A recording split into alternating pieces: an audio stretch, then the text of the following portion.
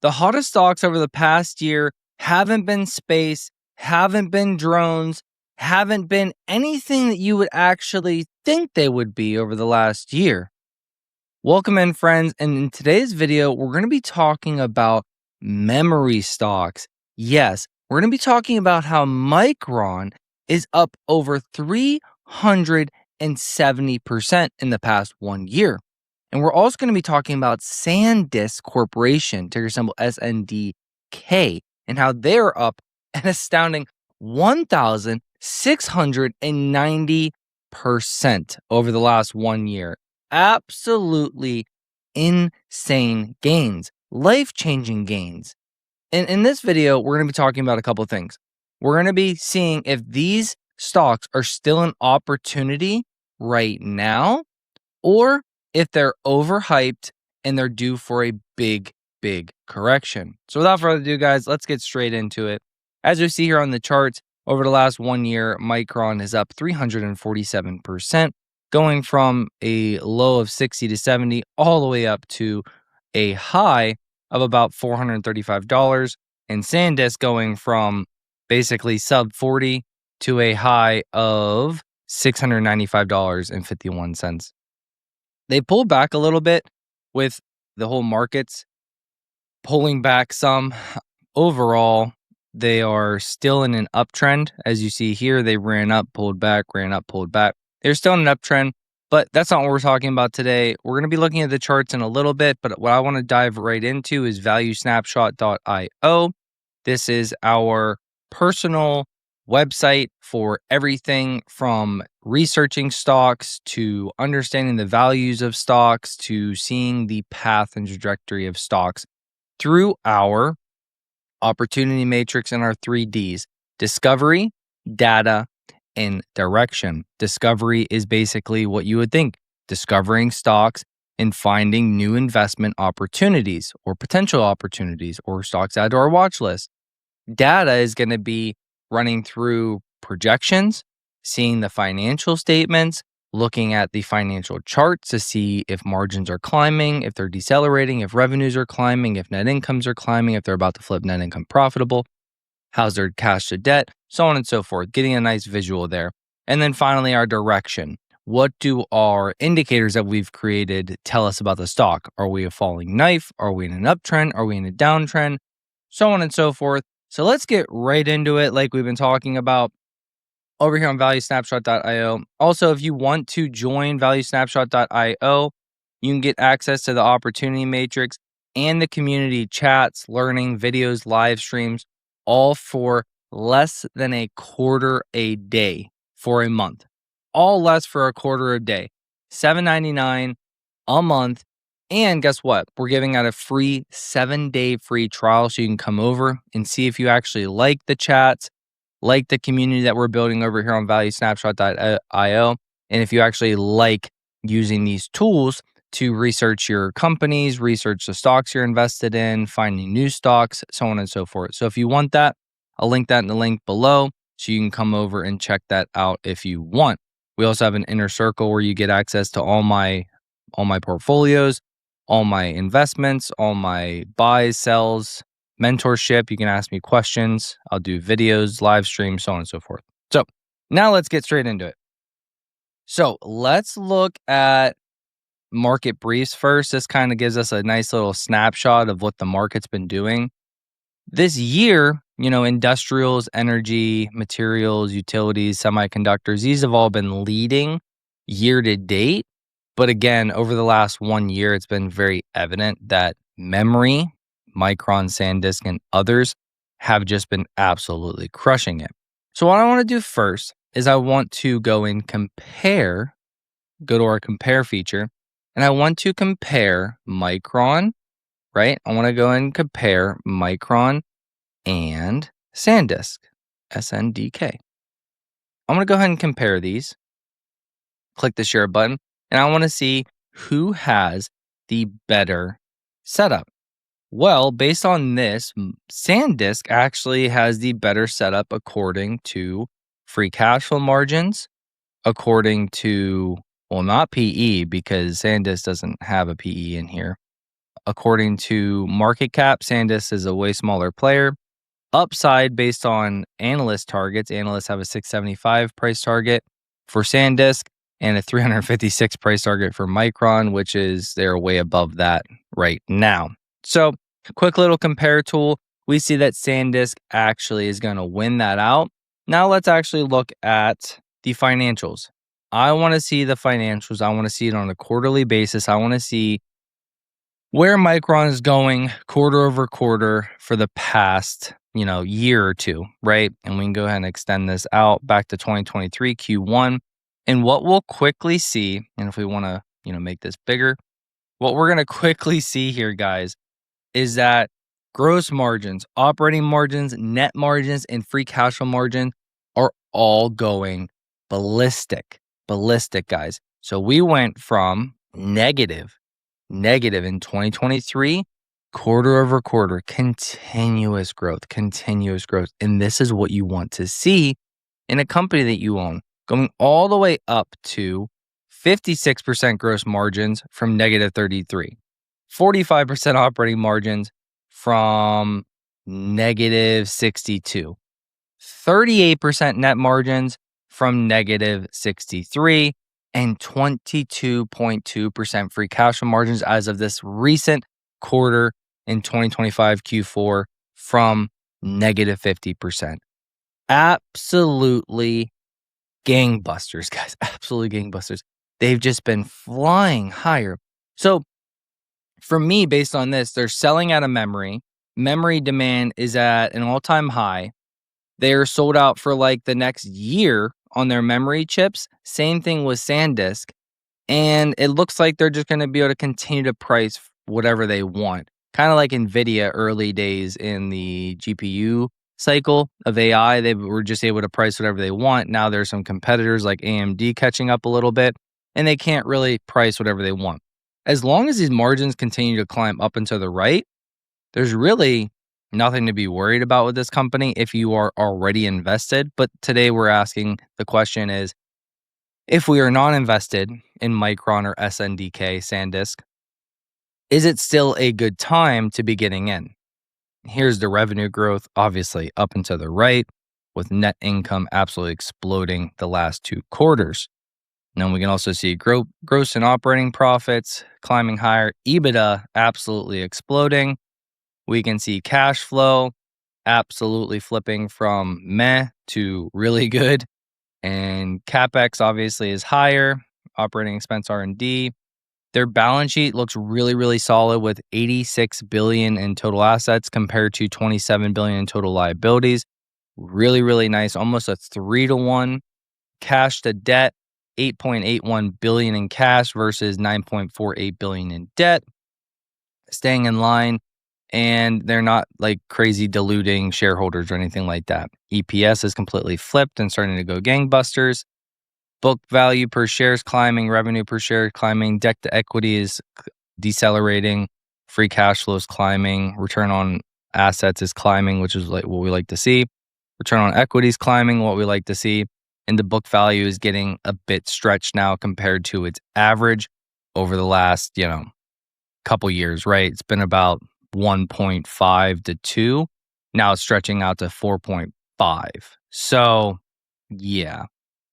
Let's extract some forward guidance here on the site. See what we're dealing with recent earnings transcripts and what they're guiding for. While that's loading, I'm going to go ahead and open up another value snapshot here. And we're going to go ahead and look at the same thing on SNDK. Oh, there we go.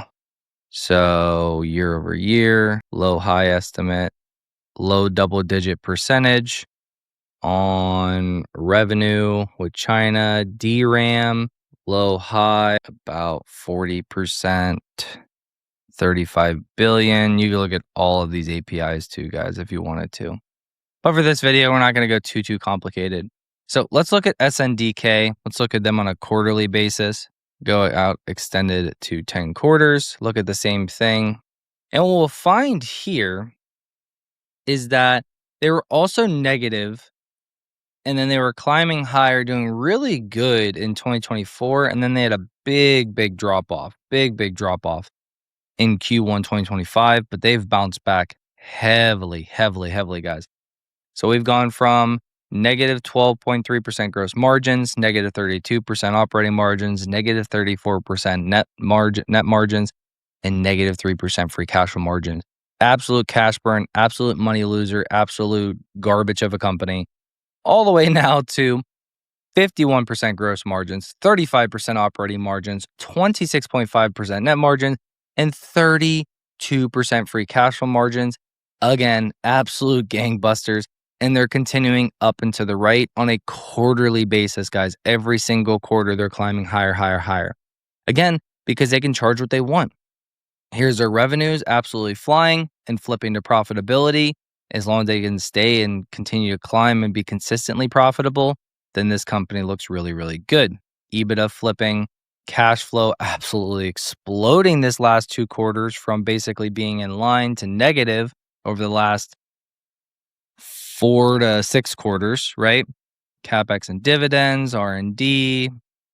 Wow. $13 billion in total assets versus $3 billion in total liabilities. That's insane. That's what we like to see.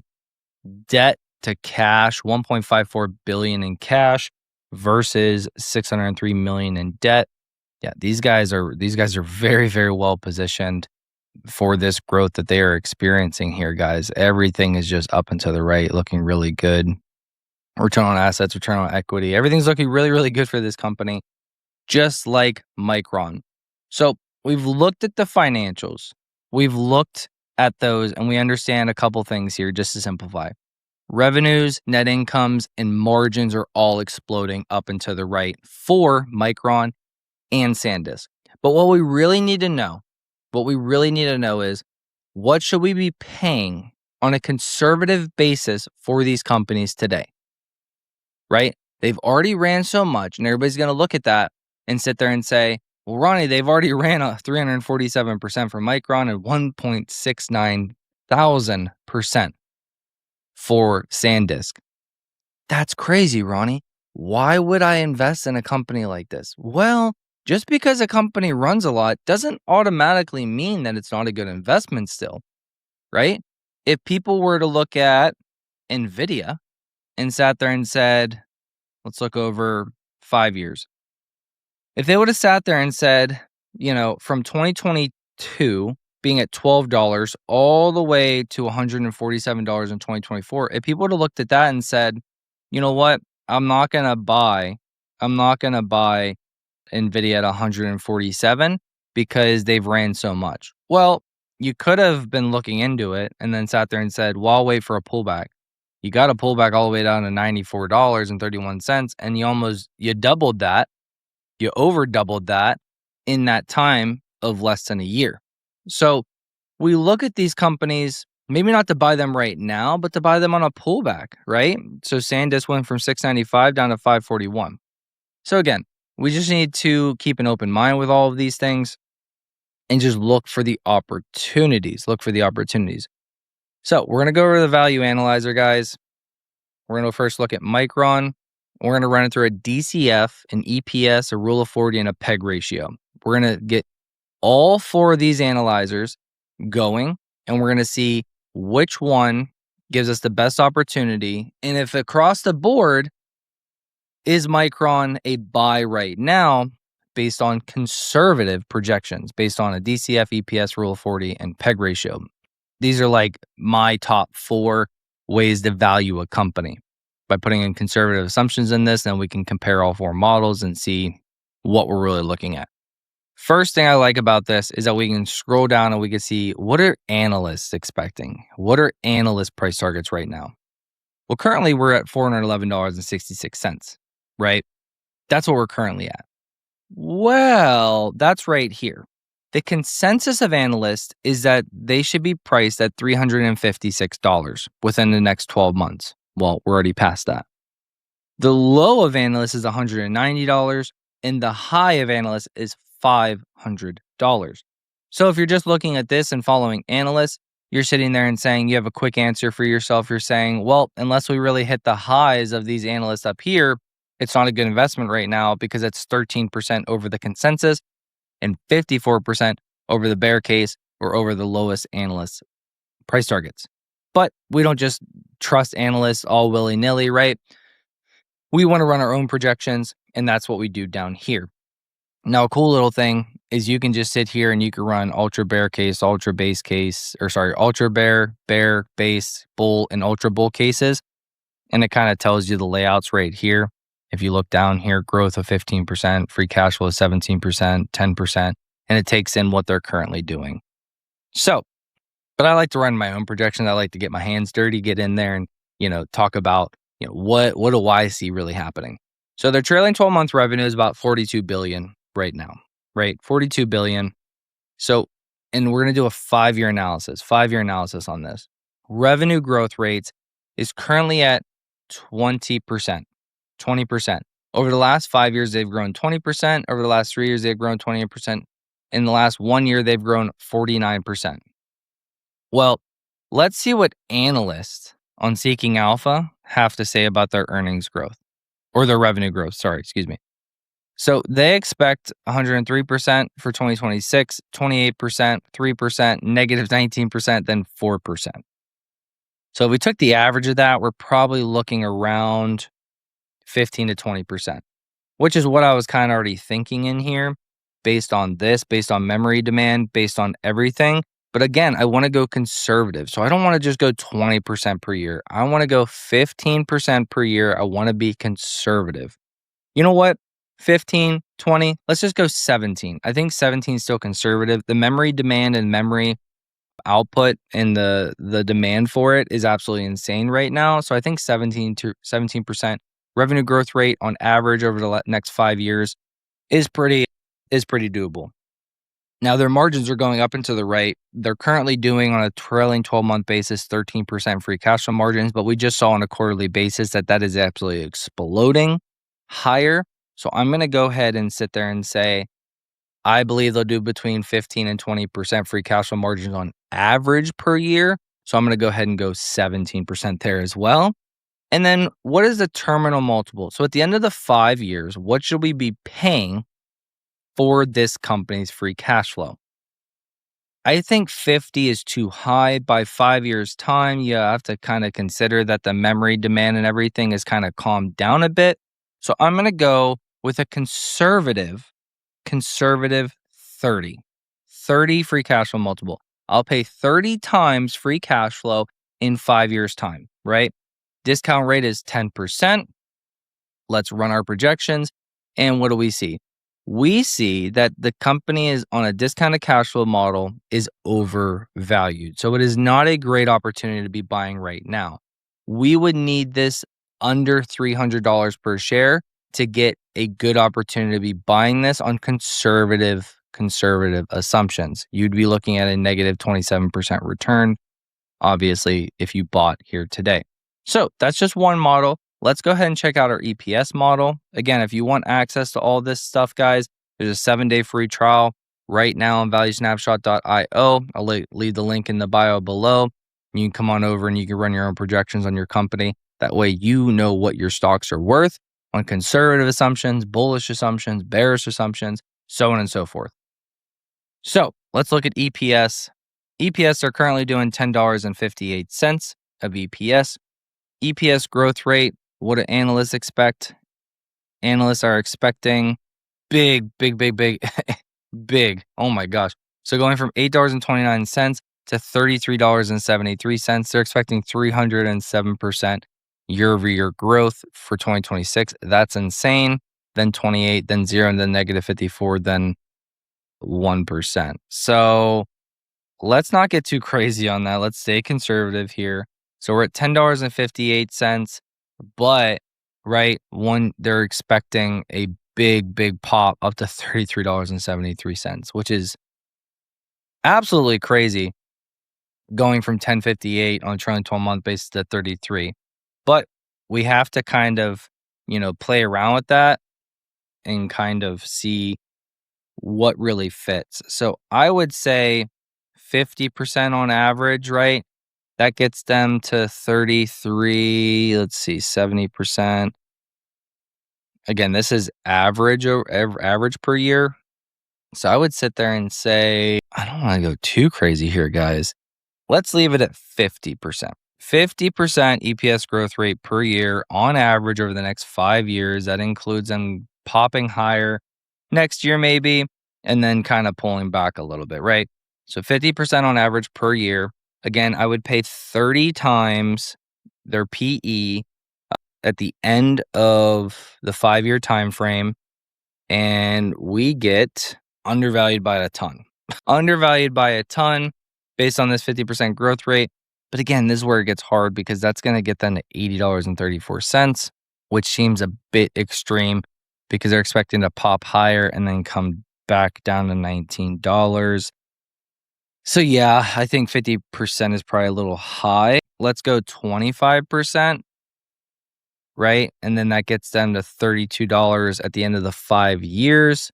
And that kind of aligns more with, in here on an average over the next 5 years. So yeah, based on EPS, based on 25% growth rate on EPS, based on target PE of 30, you're looking at an undervalued company here based on PE. Again, there are some variables here, guys. The variables are, they have to consistently, by the end of the 5 years, they need to be above this $32.29 EPS. They can't have this rocket ship up to 33, 40, whatever, and then come crashing back down at the end of the 5 years. If you don't believe they'll come crashing back down and they'll continue to run higher or stay conservative and stay above $30 per share on EPS like we see here, then yeah, guys, this is a really, really good investment based on EPS and EPS conservative model only growing 25% per year with a 30 terminal PE. Fair value would be $601. And again, I know a lot of people talk about this because their PE right now is about 39. And I think their forward PE is really, really low based on what they're going to be doing. So yeah, there's definitely a case for this company to be undervalued based on EPS. You're looking at 46% undervalued, looking at about almost 19% compounding annual growth rate based on these assumptions. If you believe these assumptions, again, then you will get a pretty nice return here on your investment. Now let's look at 2 more models, Rule of 40. So Rule of 40, we're going to go in here and say revenue growth rate is again going to be that 17%. Their profit margin at 13% right now, I believe, again, their profit margins are going to continue to climb. Again, we could just pull it up here. Look at Micron. If we look at a quarterly basis, their net margins are 38%, operating margins 45%, gross margins are 56%. A lot different than their 28%. So based on their margins here, guys, based on their profit margins, we're looking at somewhere around 30% being conservative, playing them, giving them only 30%. And we are getting a 47 Rule of 40 score, which obviously anything above 40 is really, really good. So yeah, I mean, and you can also leave research notes down here as well. So say I wanted to be like, keep an eye on EPS growth is undervalued as long as EPS growth rate doesn't go negative. Yep.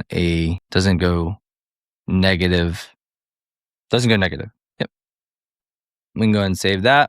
Then we have our research notes in here as well. That way we can kind of keep track of what we're really seeing and talking about. So yeah, Rule of 40 score, really, really nice. And then let's finally check out our PEG ratio, and then we'll look at all 4 together. Our PEG ratio, our PE right now is 39. Our EPS growth rate right now is 20.3. But if we actually took this year being August 2026 of 307%, it gets pretty crazy, guys. 307%, 300%, you're deeply, deeply undervalued on a PEG ratio. So a PEG ratio, anything below 1 is undervalued, anything 1 to 1.5 is fair valued. Anything above 1.5 is overvalued. 0.13 is insane. Insane, guys. Okay. So we ran all of our conservative assumptions. Now let's look at all four. Let's look at all four models and let's see what we got here. So we'll just hit this share button. We'll look at all four. And what do we see?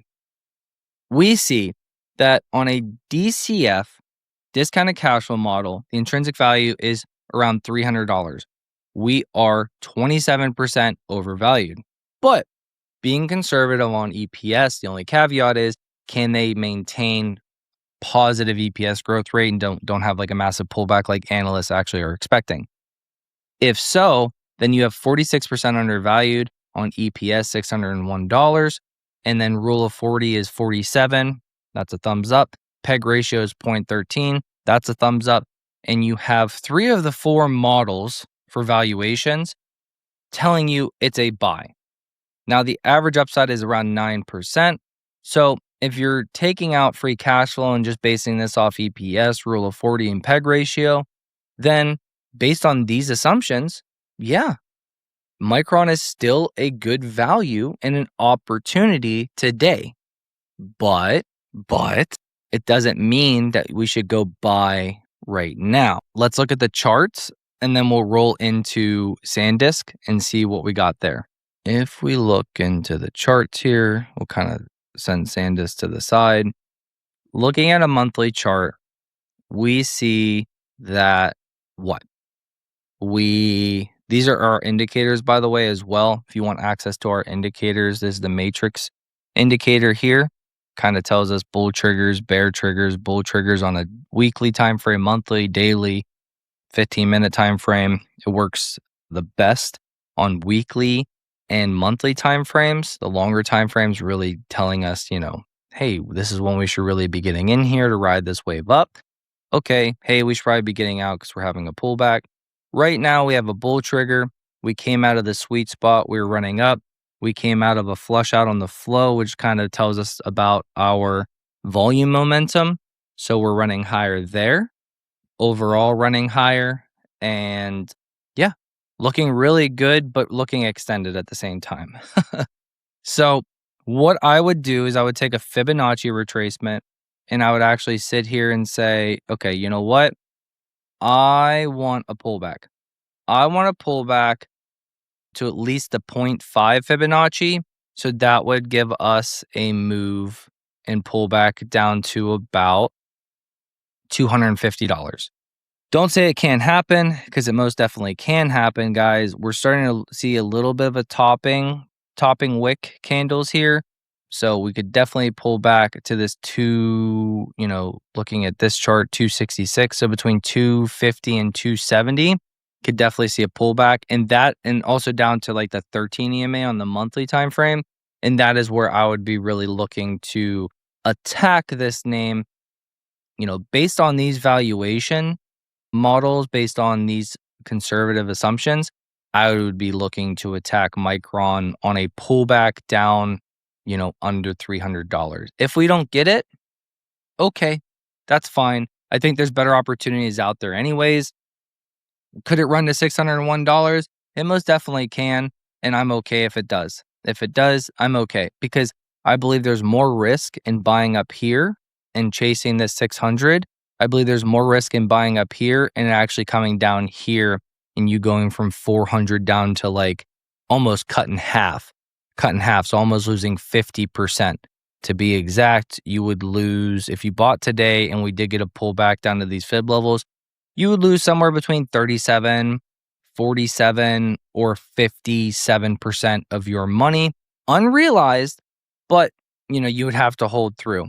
If you just wanted to DCA this, then you DCA a little bit here, and then you could keep on adding more to your dollar cost averaging as we fell lower, right? Real quick, tax season is upon us, and if you're like me, you probably hate the paperwork and headache of dealing with them. I personally use Blake at South Oak Accounting and would recommend him to any of my friends. I actually have already recommended him to a bunch of my friends. So they actually do anything from taxes, the bookkeeping, the tax planning, to business applications. He personally handled all my business applications.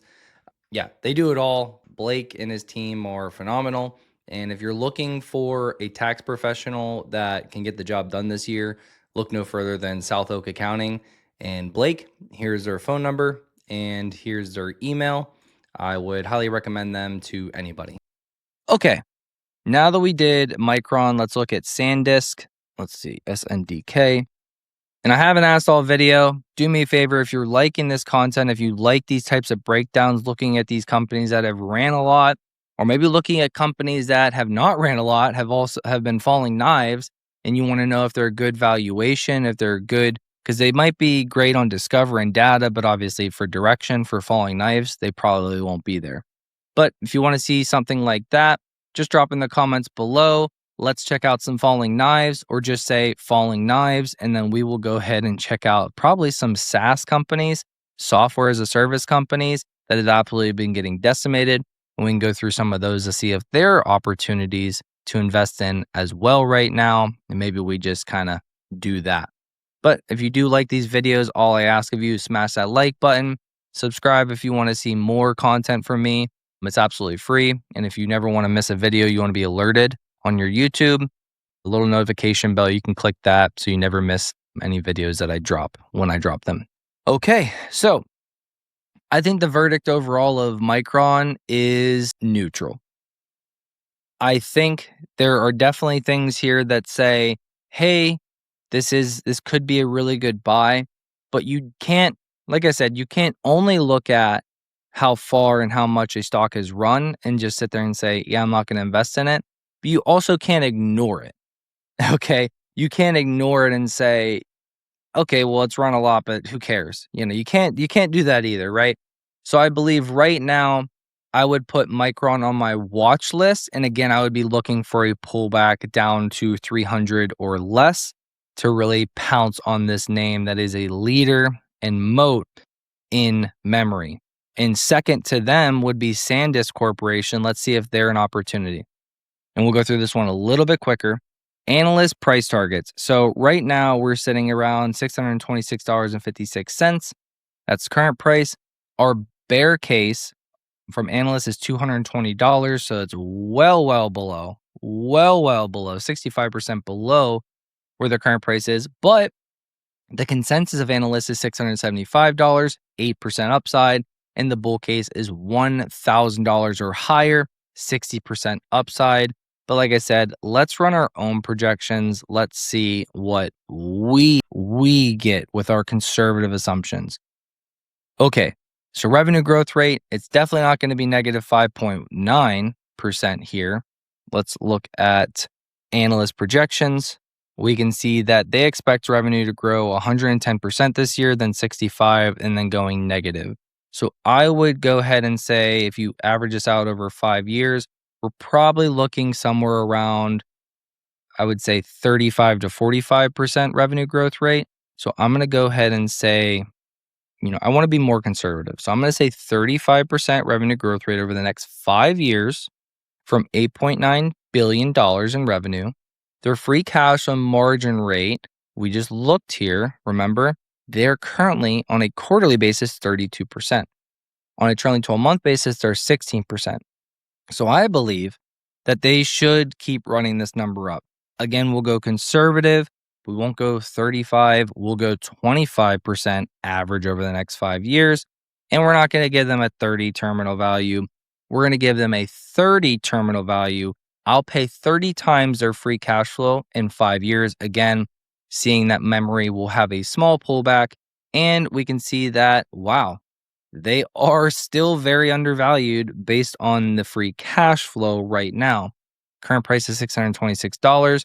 The intrinsic value, based on 35% revenue growth over the next 5 years, 25% free cash flow margins, a 30 terminal PE, a 10% discount ratio, is $1,409.26, giving us 125% upside. That is massive. That is massive. Let's try to beat this thing up a little bit more. Let's say they only grow 25%. Let's say they only get to a trailing 12-month of 20% free cash flow margins, still only giving them a 30. And we have a nice, closer number at 24%. Again, I do want to bump this stuff up a little bit because I believe 30% revenue growth rate is conservative based on what they're doing. And then I believe these other numbers are pretty conservative. So I think right here, and you can mess around with the numbers, guys. You can kind of like get a low, middle, high on this type of thing to really see, what we're working with, right? They are expecting to get to 15, 20, 25 billion dollars in revenue. So you can't discount that. You have to understand that by year 2, they're going to be doing over 15, 20 billion in revenue. Like if we go down here too, you can kind of get a nice little snapshot of the DCF sensitivity matrix. So here's our projections. Then we can kind of come down here and say, okay, well, what if they grew 35%? What if they grew 40%? What if they only grew 25%? What if you only did 30 times, 24, 36 times revenue, times free cash flow? You can kind of see on the sensitivity matrix, okay, well, it's right around 1,000. Let's say I go left down to 25% growth rate, then you're looking at $856 fair value, 37% upside from here. If you go down only 20% revenue growth rate, then you're looking at 12% upside from here. If they didn't grow revenues at all and did it 30 times, then they'd be at 220. So it's kind of nice that you can kind of see this sensitivity matrix and kind of see how everything works together. And obviously you can click these and then I'll just auto populate them up here and you can just get that right there. But again, I'm going to go with 30% revenue growth rate, 22% free cash flow margins, 30 terminal, and we got a 65% undervalued. Let's look at our EPS. EPS are currently doing negative $7.05. So they're going to go from, and this is showing not negative. This is showing their non-GAAP EPS right now, but they did have negative net income. So let's go down to EPS since I don't want to use non-GAAP. I want to use GAAP, general accounting principles. Let's see. Earnings per share.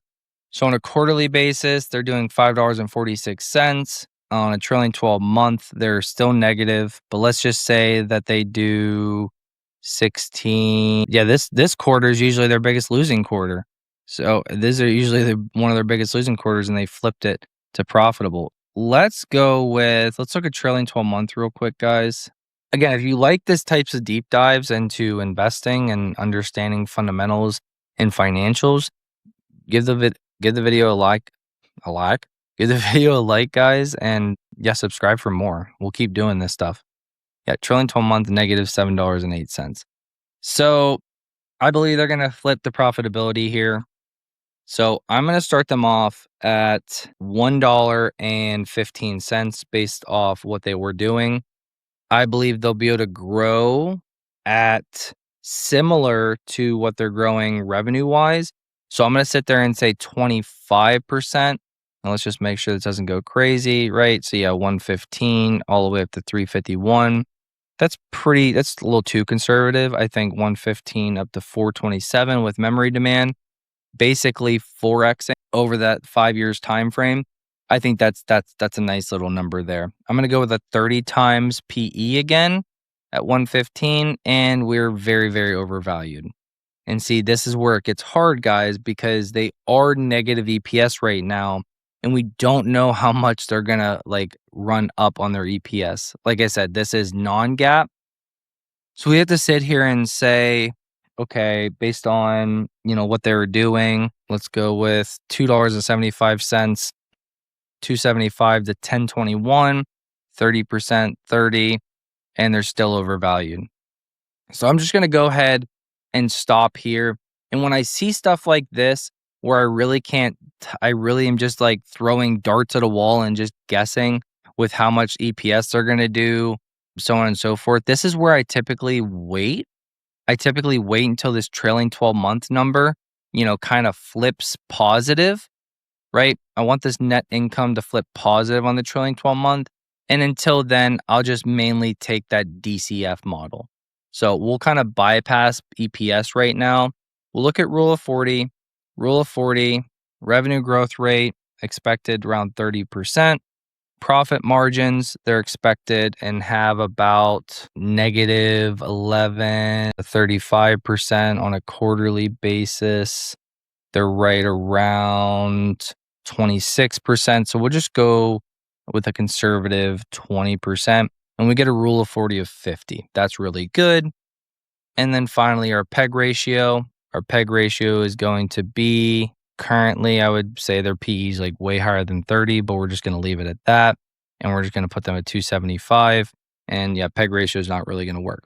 So what does this all mean, Ronnie? Well, what this means to me is that I'm not really going to be valuing them based off their EPS or their PEG ratio just yet, because their earnings really aren't there yet. And it's really, really hard to forecast what they're going to be doing with their earnings right now, just because of what I just said. So what I would do is I'm going to go in here and I'm going to say, you know what? PEG ratio and EPS just isn't a good way to value this company unless we really want to get into the weeds, into the nitty-gritty on this video and dive deep into this. We're just going to go ahead and sit there and say, based off free cash flow and based on their rule of 40, they are still a buy right now off pretty conservative assumptions. This is still an opportunity right now, okay? But at the same time, if we look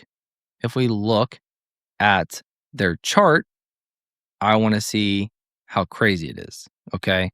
So if we're looking at this and we go down to a weekly chart, because the monthly is a little too long, we can see what? That's Rocket Lab. We can see that they curled up here. There's just not enough data, honestly, on this thing because it's only from February 2025. But we can see they're up and away. I don't like these candles up here. So again, we are going to look for what? We're going to look for where would we pull back? Where would we pull back if we had one?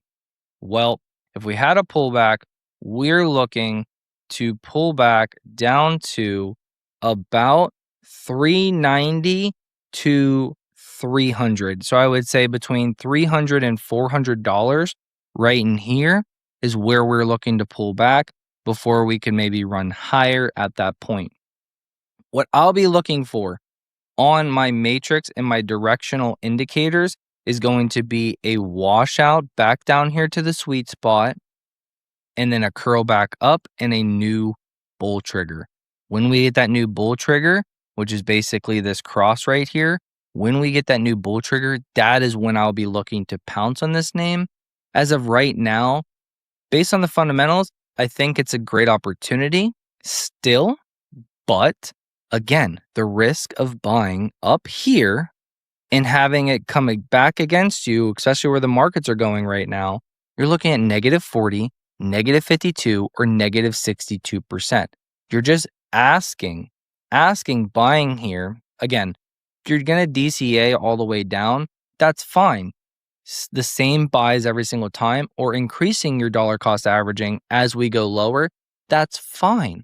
But if you're going to buy, your full position or half your position or even a third of your position at this time, you're kind of asking to get, this thing to move against you 40%, 50, 60%, guys, just to be totally honest, because it's ran up a lot, even more over the last 1 year, like we talked about.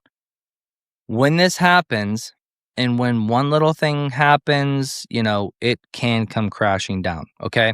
I'll be waiting for this thing to reset on the matrix, give me a new bull trigger, and then I will be looking to get into this name to ride the next wave up.